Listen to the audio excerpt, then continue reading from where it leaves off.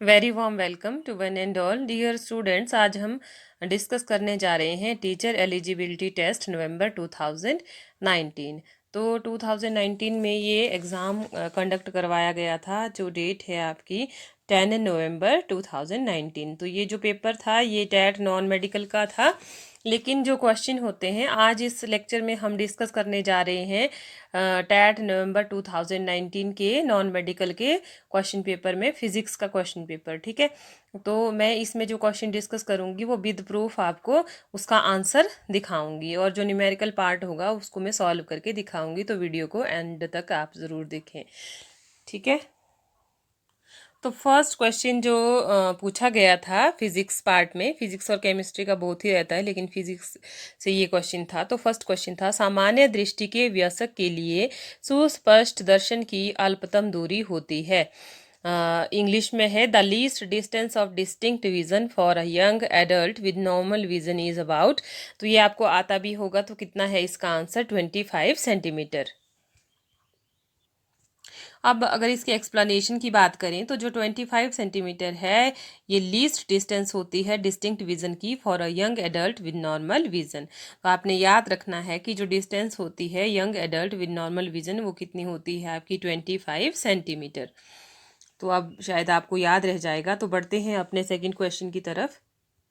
तो second question है, ध्वनि का वेग अधिकतम होता है तो और इंग्लिश में है, velocity of sound is maximum in. तो किस में होती है ये स्टील में होती है आपकी। ठीक है, तो इसको हम इसका एक्सप्लेनेशन देख लेते हैं अब। तब तो इसका एक्सप्लेनेशन है, since density of steel is highest among the other given option. ठीक है, तो जो the speed of sound is maximum in steel, इसलिए किसमें ये मैक्सिमम होती है? स्टील में होती है। अगर हम ये देखें कि क्यों होती है, तो why the speed of sound is maximum in solids. तो इसका आंसर है, sound travel fastest in solids and lowest in air. तो स्लोएस्ट ये एयर में होता है। तो अगर आपसे पूछा जाए तो किस में ये मैक्सिमम पूछा था, तो आंसर दिया आपने कि सॉलिड्स, सॉलिड में है आपका स्टील। अगर आपसे पूछा जाए कि स्लोएस्ट किस में होती है, तो किस में होती है? एयर में होती है। ठीक है, और दिस इज ऑफन बिकॉज, क्यों होती है? जो पार्टिकल्स होते हैं सॉलिड्स में वो क्लोजर होते हैं, जिसके कारण जो आपकी साउंड है वो ट्रेवल करता है। ठीक है, तो together then the particle in liquid और gases as compare to liquid और गैसेज के कंपैरिजन में।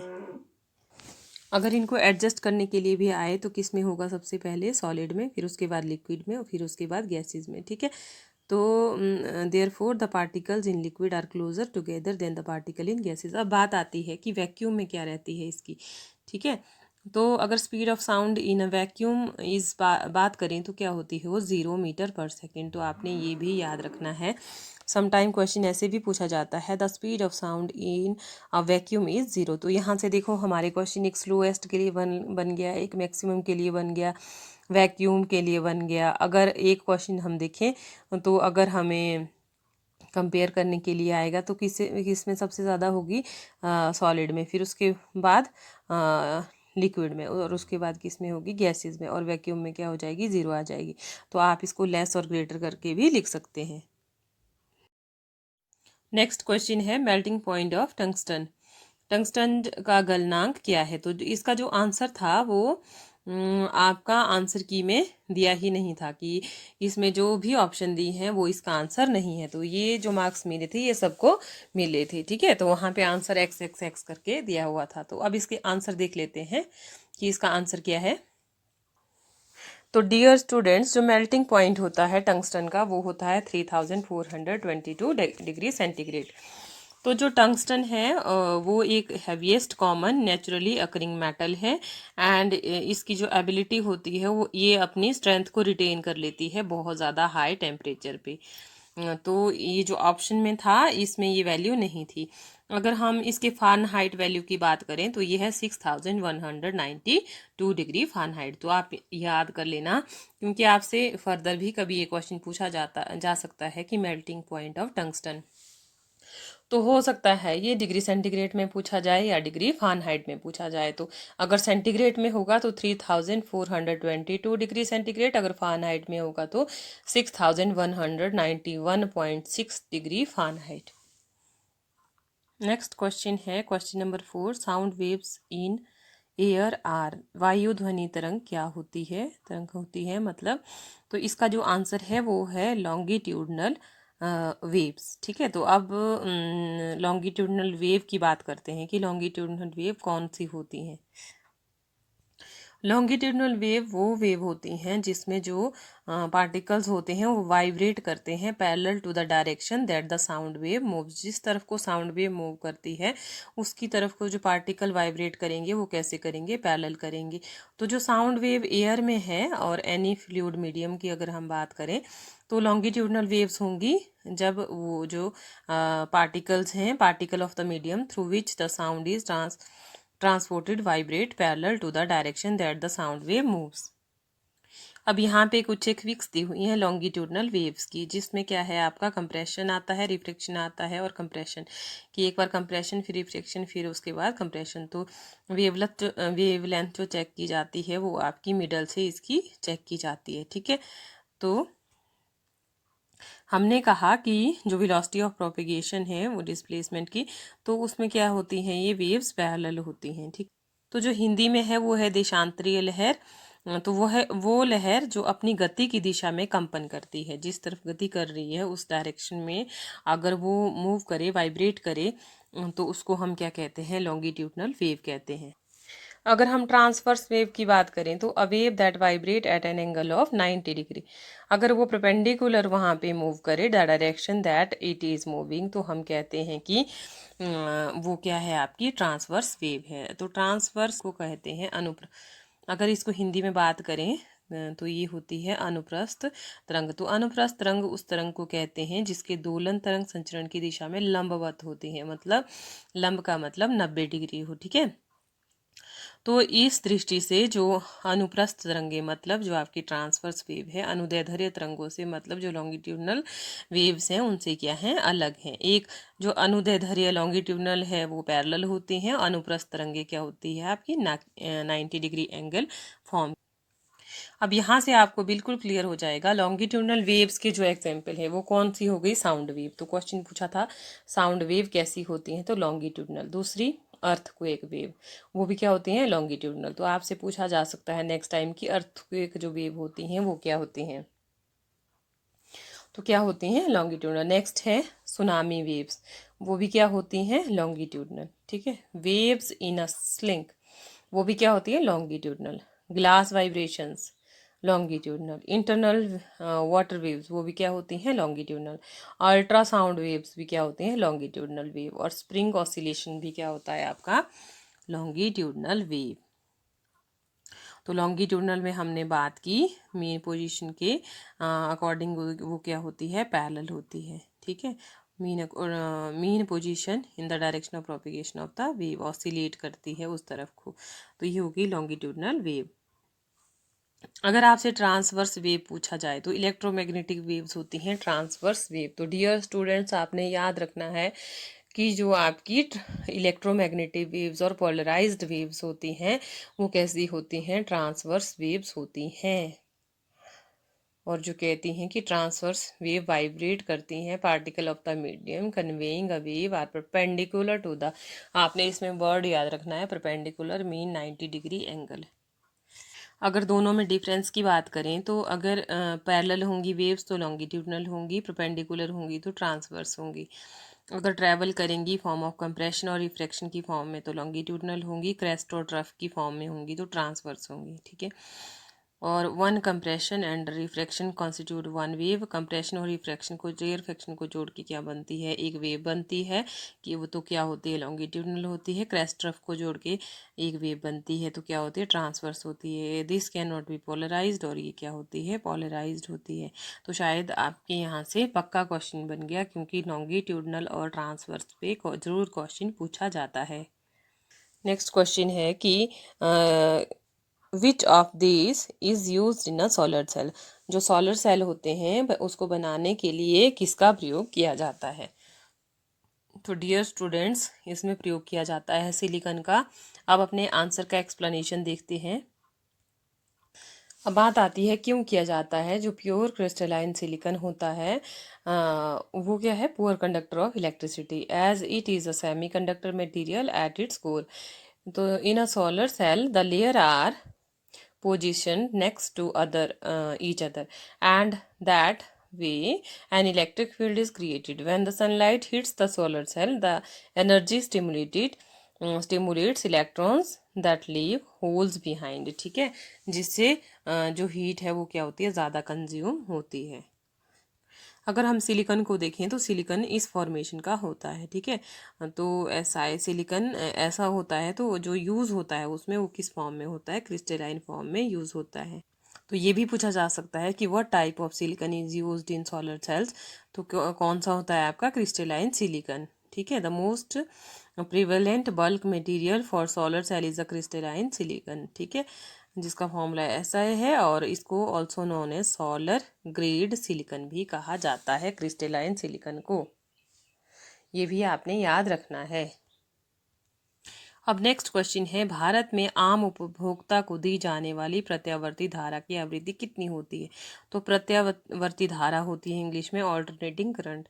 तो frequency of alternating current supply to consumers in India, उसकी जो सप्लाई है वो कितनी होती है, 50 हर्ट्ज। अब इसका एक्सप्लेनेशन देखते हैं। तो अगर ऑल्टरनेटिंग करंट की बात करें तो वो चीपर होता है, सस्ता होता है। Cheaper is generate and has fewer energy losses than direct current. ठीक है, डायरेक्ट करंट के कंपैरिजन में इसमें जो एनर्जी लॉस होता है वो क्या होता है, कम होता है। When transmitting electricity over long distances, जब लंबी डिस्टेंस के लिए हम ऑल्टरनेटिंग करंट का यूज़ करते हैं तो डीसी में ज़्यादा एनर्जी लॉस होता है, लेकिन एसी में क्या होता है, कम होता है। ठीक है, तो as oppose to direct current the direction and जो एम्पियरेज होती है ऑल्टरनेटिंग करंट की changes many times a second, कि 100 सेकेंड के बाद क्या होती है, इसकी रेंज चेंज होती है। अब देखते हैं दूसरा क्वेश्चन, ये भी पूछा जाता है, इज एसी और डीसी यूज्ड इन होम्स। तो जो मैनी डिवाइसेस होते हैं हाउस में उनको तो डीसी की ज़रूरत पड़ती है, लेकिन अगर मेनली बात करें तो हाउस होल्ड आउटलेट किया जाता है, क्योंकि जो डायरेक्ट करंट होते हैं is not used in homes goes back to the inherent characteristics of direct current.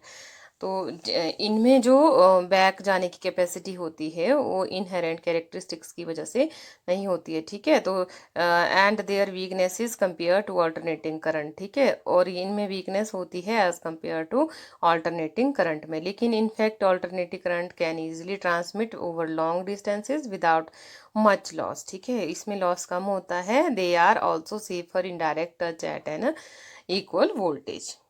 तो हमारा क्वेश्चन था, what is the frequency of AC current in India. तो the frequency of AC current in India is 50 hertz, जो मैंने बता दिया था। The frequency of this alternating current varies from one country to another, अलग अलग country में ये अलग अलग हो सकती हैं।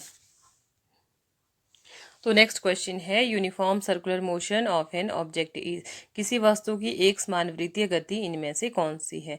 तो जो वृत्तीय गति है इसमें वो क्या है, एक्सेलरेटेड मोशन।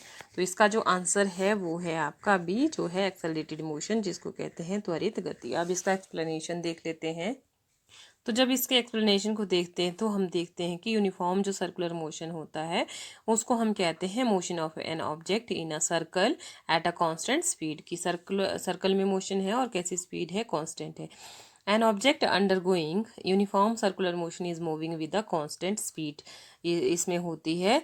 तो it is accelerating due to its change in direction, direction के कारण जो चेंज होता है तो उसको क्या कहते हैं हम, एक्सेलरेशन इनवर्ड। तो इसका आंसर हो जाएगा एक्सेलरेटेड मोशन। तो direction of the acceleration inwards, तो इसको एक्सेलरेटेड मोशन कहा जाता है। तो इसका आंसर हो जाएगा त्वरित गति।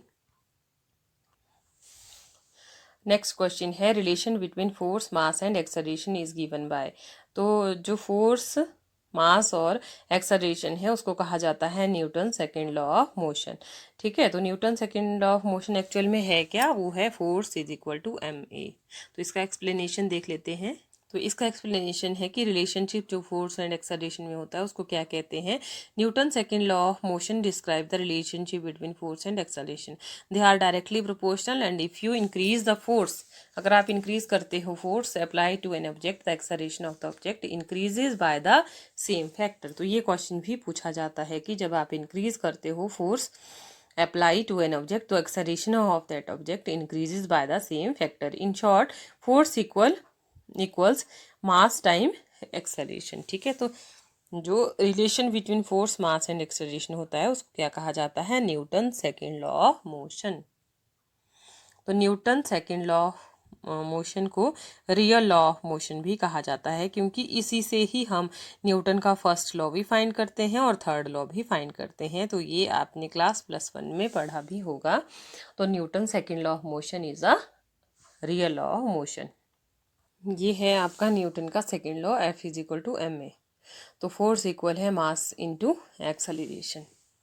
और जो न्यूटन का फर्स्ट लॉ है उसको क्या कहा जाता है, तो डियर स्टूडेंट्स, जो न्यूटन का फर्स्ट लॉ होता है उसको लॉ ऑफ इनर्शिया कहा जाता है। तो आपसे एग्जाम में पूछा भी जाता है कि सेकेंड लॉ को आप law of Newton real law of motion कहते हैं, लेकिन फर्स्ट लॉ को लॉ ऑफ इनर्शिया कहते हैं। क्यों कहते हैं कि if a body is at rest और moving at a constant speed in a straight line it will remain at rest. अगर रेस्ट में है तो रेस्ट में रहेगी, अगर मोशन में है तो मोशन में रहेगी। ये फर्स्ट लॉ कहता है, तो इसी को कहा जाता है law of inertia. Next question है, the change in focal length of an eye is caused by the action of the.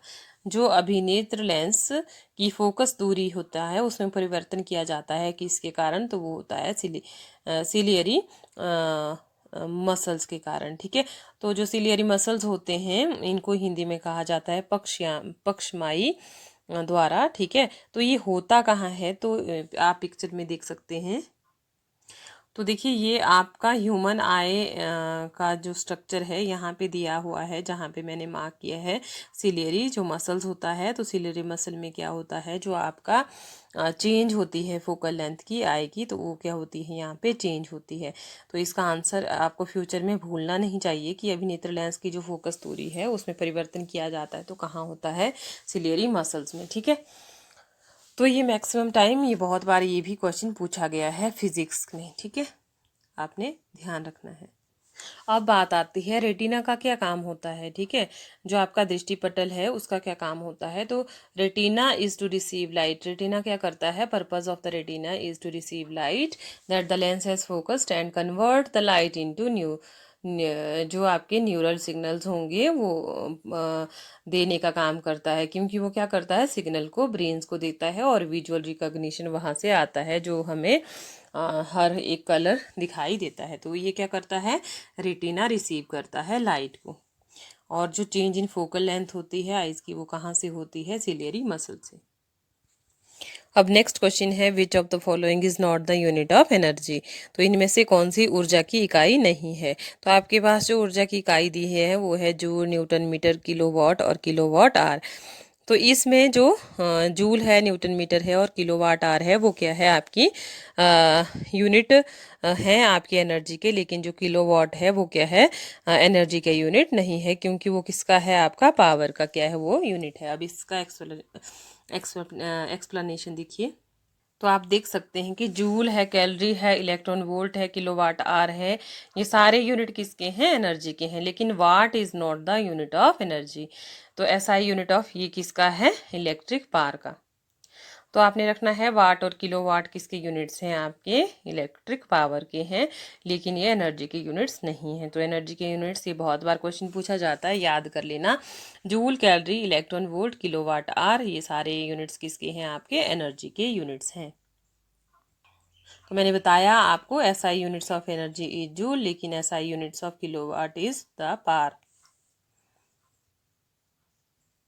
जो एसआई यूनिट्स होता है पावर का, वो क्या होता है, किलोवाट। नेक्स्ट क्वेश्चन है कि a farmer moves along the boundary of the square. ठीक है, स्क्वायर फील्ड ऑफ साइड, जिसकी साइड है 10 मीटर, इन 40 सेकेंड्स में वो कितना कवर चलता है, 10 metre. The magnitude of the displacement of the farmer at the end of 2 minute and 20 second is. पूछा है कि 2 मिनट और 20 सेकेंड्स के एंड में जो मैग्नीट्यूड होगी डिस्प्लेसमेंट की वो क्या होगी। तो हिंदी में भी सुन लो। एक किसान 10 मीटर भुजा वाले एक वर्गाकार खेत की सीमा पर 40 सेकेंड में एक चक्कर लगाता है। 2 मिनट और 20 सेकेंड के बाद किसान के विस्थापन का परिणाम क्या होगा। तो इसको अब हम सॉल्व करते हैं। तो अब इसका सॉल्यूशन देखते हैं। साइड कितनी बताई हुई थी स्क्वायर की, जो साइड बताई हुई थी स्क्वायर की वो कितनी थी आपकी 10 मीटर। ठीक है, तो 10 मीटर थी और पेरीमीटर उसका दिया हुआ था कितना है 40 मीटर। अब टाइम टेकन कितना था 40 सेकेंड फॉर 40 मीटर। तो 1 सेकेंड के लिए कितना हो गया 1 मीटर हो गया। अब 2 मिनट 20 सेकेंड के लिए कितना हो जाएगा आपके पास 2 इंटू 60 प्लस 20 तो कितना हो गया 140 मीटर्स हो गया। अब टोटल नंबर ऑफ रोटेशन अगर निकालनी है तो total distance divided by perimeter. ठीक है, तो टोटल डिस्टेंस कितनी है 140 और पेरीमीटर कितना था 40। तो हमारे पास कितना आगे रोटेशन 3.5 मतलब 3 पूरी और 1 आधी। अब वो कहाँ पे था फार्मर ओ पॉइंट पे। तो 3 पूरी हो गई मतलब यहाँ से 1 फिर यहाँ से 2 फिर यहाँ से 3। अब आधी मतलब वो कहाँ पहुँच गया यहाँ पे। तो अब हमें पता लग गया कि डिस्प्लेसमेंट कितनी हुई। तो यहाँ से निकालनी पड़ेगी। यहाँ पे कितना है 10, यहाँ पे कितना है 10। तो यहाँ पे कितने डिग्री का स्क्वायर है तो 90 डिग्री ऑटोमेटिकली होगा। तो 90 डिग्री होगा तो हम क्या निकालेंगे डिस्प्लेसमेंट निकालने के लिए पाइथागोरस थ्योरम अप्लाई करेंगे। तो इसका आंसर कितना हो जाएगा 10√2। तो आपको समझ आ गया होगा। अगर नहीं समझ आया होगा तो कमेंट सेक्शन में लिखें, मैं आपको फिर से करवा दूंगी। तो नेक्स्ट क्वेश्चन की तरफ बढ़ते हैं। तो डियर स्टूडेंट्स नेक्स्ट क्वेश्चन है in which one of the following heat is transferred by the process of conduction. तो कंडक्शन प्रोसेस में क्या होता है कि हीट ट्रांसफर होती है, जो आपका ऑब्जेक्ट होता है उससे किसकी तरफ को जो मटेरियल होगा। अगर हम आपका मान लीजिए कि एक बीकर में पानी है वो गर्म है, अगर आप उसमें पैन में कोई स्पून डालते हैं तो वो हीट ट्रांसफ़र कहाँ होगा पैन से कहाँ चला जाएगा स्पून की तरफ को। तो ये क्या होता है आपका कंडक्शन। तो यहाँ देखते हैं कि जब हम एक तो यहाँ पे ऑप्शन में है जब चम्मच को गर्म चाय में डुबोआ जाए तब चम्मच के एक सिरे से दूसरे सिरे तक, तो इसको क्या कहते हैं कंडक्शन। तो ये हो जाएगा इसका आंसर। तो डियर स्टूडेंट्स जो वीडियो है थोड़ी लंबी बन रही है क्योंकि एक जो आपका टेस्ट होता है मान लीजिए नॉन मेडिकल का है ये, तो फिजिक्स के जो क्वेश्चन होते हैं वो 30 क्वेश्चन होते हैं। अगर एक्सप्लेनेशन के साथ करना होता है तो वीडियो लंबी होती है। इसका फॉर्मूला ये है कि आप क्या कीजिए, अगर आप वीडियो को डाउनलोड कर लेते हो तो आप बाद में आराम से उसको देख सकते हो। तो देखने के बाद जो आप सुनते हैं विजुलाइज जो थिंग्स है वो आपको ज़्यादा याद रह जाते हैं। ठीक है, तो आपका डाउट है। और ये जो क्वेश्चन है ये एक्चुअल में है, मैंने बता दिया कि नवंबर 2019 को। तो ये इससे आपको बहुत ज़्यादा हेल्प भी मिलेगी। तो जब भी आपको क्वेश्चन आए heat is transferred by the conduction, तो किस में होता है सॉलिड में। सॉलिड में हमेशा क्या होता है heat is transferred by the conduction, ये आपने याद रखना है। और जो लिक्विड और गैसेस होते हैं heat is transferred by the convection. अगर no medium is required for transfer of heat by radiation, तो कोई मीडियम नहीं है तो वहाँ पे ट्रांसफ़र होती है heat by radiation. The material which allow heat to pass through them easily are conductors of heat, उनको क्या कहते हैं कंडक्टर्स ऑफ हीट। तो तीनों क्वेश्चन यहाँ आपके क्लियर हो गए। सॉलिड में क्या होता है कंडक्शन, और जो लिक्विड और गैसेस होते हैं वहाँ पे कन्वेक्शन, और नो मीडियम हो तो क्या होता है बाय रेडिएशन। नेक्स्ट क्वेश्चन है a merry-go-round is moving at a non-varying speed of 10 metre second, it implies that, इसका क्या मतलब है, मतलब चंद्रदोला merry go round 10 metre second की अपवर्ती गति से घूमता है। इसका निहितार्थ यह है कि, तो इसका जो आंसर है इसका एक्सप्लेनेशन देख लेते हैं अब। तो जो इसका आंसर है वो है a boy sitting on merry go round which is moving with a constant speed, मतलब नॉन वेरिंग स्पीड, कि आपकी स्पीड वहाँ पे नहीं बढ़ रही है। Which is moving with a constant speed of 10 metre per second. This means that the boy is at rest, boy कहाँ है आपका रेस्ट में है। और मूविंग विद नो एक्सेलरेशन, और वहाँ पे कोई भी एक्सेलरेशन नहीं है। और N accelerated motion on moving with non uniform velocity, और उसकी जो वेलोसिटी है वो कैसी है अगर मूव करेगा तो विद यूनिफॉर्म वेलोसिटी।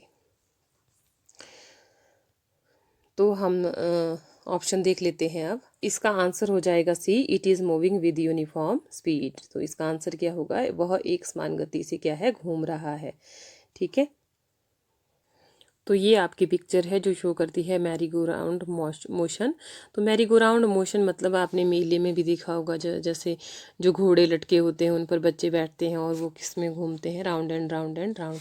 तो उसमें क्या होता है, it is moving with uniform speed. वहाँ पे स्पीड क्या होती है, अगर इसमें कहा है कि नॉन वेरिंग स्पीड में है वो 10 मीटर पर सेकेंड, तो इसका क्या मतलब है, it is moving with uniform speed. तो मुझे लगता है आपको क्लियर हो गया होगा। अगर आपसे क्वेश्चन ऐसे भी पूछा जाता कि बॉय किस में है, तो बॉय किस में है, रेस्ट में है। नेक्स्ट क्वेश्चन है question number 14, speed of sound in air is at 0 degree centigrade is.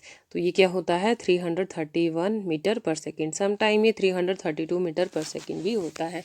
तो इसका एक्सप्लेनेशन देख लेते हैं।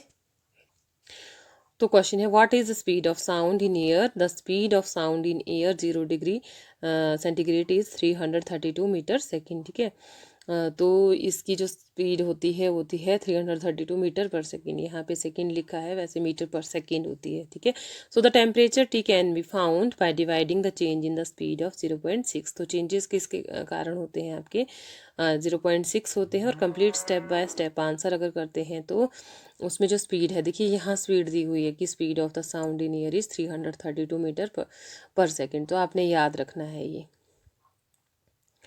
कि स्पीड क्या होती है साउंड की एयर में, 332 मीटर पर सेकेंड। अगर वहाँ पे 331 भी है तो ये भी इसका आंसर हो सकता है क्योंकि नियरेस्ट है। ठीक है, अगर 331 और 32 हो तो एग्जैक्ट क्या होगा, 332 मीटर पर सेकेंड।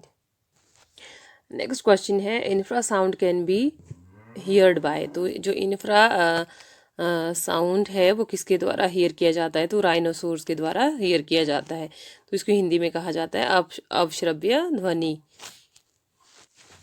तो इसमें पूछा गया है, अवश्रव्य ध्वनि को निम्नलिखित में से कौन सुन सकता है, तो कौन सुन सकते हैं, राइनोसोर्स। अब इसका एक्सप्लेनेशन देखते हैं।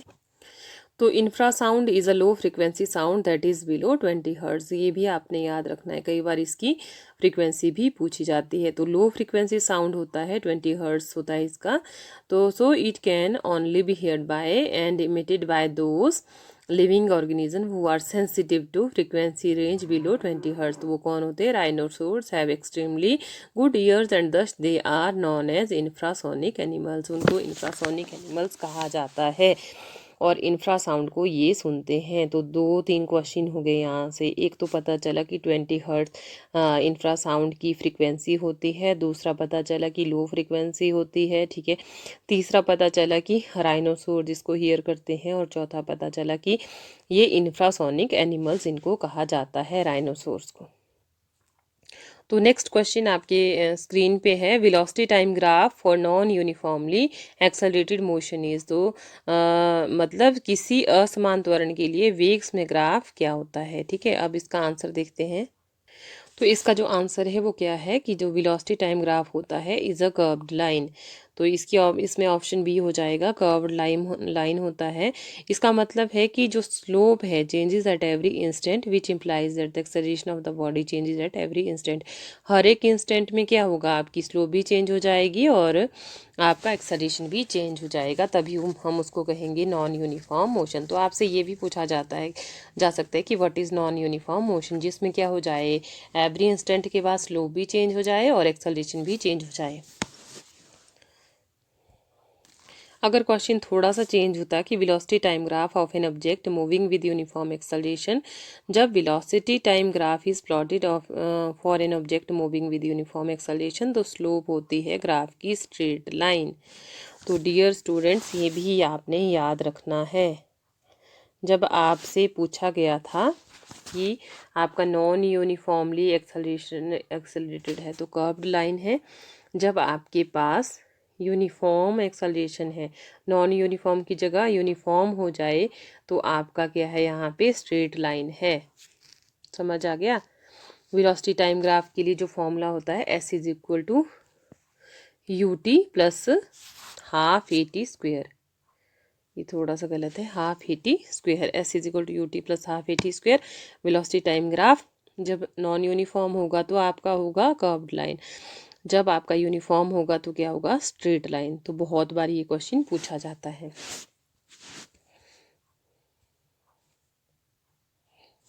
तो नेक्स्ट क्वेश्चन है, a bird flying at a certain height possesses. तो किसी निश्चित ऊंचाई पर उड़ते हुए पक्षी के ऊपर इनमें से कौन सी ऊर्जा होगी। तो इसमें जो आंसर है वो है both kinetic energy and potential energy. अब इसका एक्सप्लेनेशन देख लेते हैं। इसका जो आंसर है वो है both kinetic energy and potential energy only. क्यों होती है, जब हम देखते हैं, it contains potential energy due to its position above the ground level and contains kinetic energy due to its motion. Hence, a flying bird possesses both kinetic energy and potential energy. अगर इसकी जगह, bird की जगह अगर aeroplane भी होता तो answer आपका यही रहेगा। तो अगर आए कि aeroplane flying at a constant height possesses, तो वो भी क्या क्या करेगा, both kinetic energy and potential energy. तो पोटेंशियल एनर्जी किसके कारण, आपकी due to its position above from the ground, और काइनेटिक एनर्जी किसके कारण, मतलब मोशन के कारण। तो वो दोनों आ गई, काइनेटिक एनर्जी और पोटेंशियल एनर्जी। नेक्स्ट क्वेश्चन है कि a person uses bifocal lenses. ठीक है, तो मैं बोल के भी कर रही हूँ, अगर आपको क्वेश्चन नहीं दिखाई दे रहा है तो। A person uses bifocal lenses for the correction of, तो ये किसके लिए होता है, ये होता है आपका प्रेसफोबिया के लिए। ठीक है, तो अब व्यक्ति द्विफोकसी लेंसों का उपयोग कर रहा है किसके लिए, तो यहाँ तो ये प्रेसफोबिया नहीं दिया हुआ है, तो इसका आंसर इनमें से कोई नहीं। तो इसका एक्सप्लेनेशन देख लेते हैं। तो bifocals are the eye glasses with two distinct optical powers. Bifocal are commonly prescribed to people with presbyopia, जिसमें होता है, who also require a correction for, ये दोनों की करेक्शन करता है, दोनों के तीनों की, एक मायोपिया, हाइपरोपिया और आपकी एस्टिग्मेटिज्म। ठीक है, एस्टिग्मेटिज्म, मायोपिया और हाइपरोपिया। तो उसके लिए तो किस तरह के पीपल, जो प्रेसफोबिया पीपल होते हैं उनको क्या यूज़ करते हैं हम, बायफोकल्स। तो इसमें ऑप्शन में नहीं दिया है, तो इसका आंसर हो जाएगा नन ऑफ द अबव। कई बार क्वेश्चन ऐसे भी पूछा जाता है, which can be corrected by the bifocal lenses. तो presbyopia is a defect of human eye. With this defect of vision, a person is unable to read or write comfortably. तो it is corrected by bifocal lens. Next आती है आपकी near sightedness. तो near sightedness और इसको क्या कहा जाता है, मायोपिया। तो इसको किससे रिमूव किया जाता है, आपका कॉनकेव लेंस से। तो आपने याद रखना है, नियर साइटेडनेस को मायोपिया कहते हैं, और इसको किससे रिमूव किया जाता है, किस तरह के लेंसेज यूज़ किए जाते हैं, कॉनकेव लेंसेज। ये भी पूछा गया है क्वेश्चन। ठीक है, उसके बाद आती है कारण क्या होता है नियर साइटेडनेस का और मायोपिया का। तो आईबॉल, जो हमारी आईबॉल होती है वो क्रोज कर जाती है बहुत ज़्यादा, मतलब लॉन्ग हो जाती है, और the cornea becomes too steeply curved. उसके बाद नेक्स्ट आता है what is far sightedness vision. तो फार साइटेडनेस विजन हाइपरोपिया होता है, और उसमें क्या होता है, जो नज़दीक की वस्तुएं हैं वो ब्लरी दिखती हैं और दूर की वस्तुएं ठीक दिखती हैं। ठीक है, तो इसमें हम किस चीज़ का यूज़ करते हैं, हम इसमें कॉन्वेक्स लेंस का यूज़ करते हैं। ठीक है, तो फार साइटेडनेस में कॉन्वेक्स का, और जो आपकी नियर साइटेडनेस है उसमें हम करते हैं कॉनकेव मिरर का, और जो बायफोकल होता है वो आपका वो प्रेसफोबिया के लिए होता है। ठीक है, तो क्लियर हो गया होगा शायद। इस तरह के क्वेश्चन इसमें पूछे जाते हैं ऑलवेज। नेक्स्ट है mass of an object in years is 40 kg। Mass of this object in water will be, तो ये क्या हो जाएगा, लेस देन 40 kg।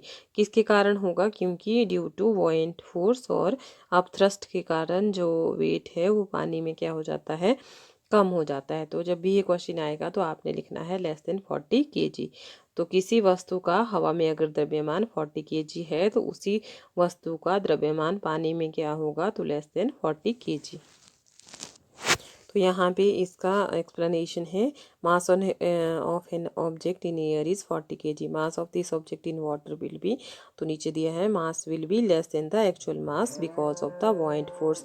तो आपसे ऐसा भी पूछा जा सकता है कि किसके कारण होता है, तो ड्यू टू वॉइंट फोर्सेस और अपथ्रस्ट के कारण इसका मास क्या हो जाता है, लेस हो जाता है।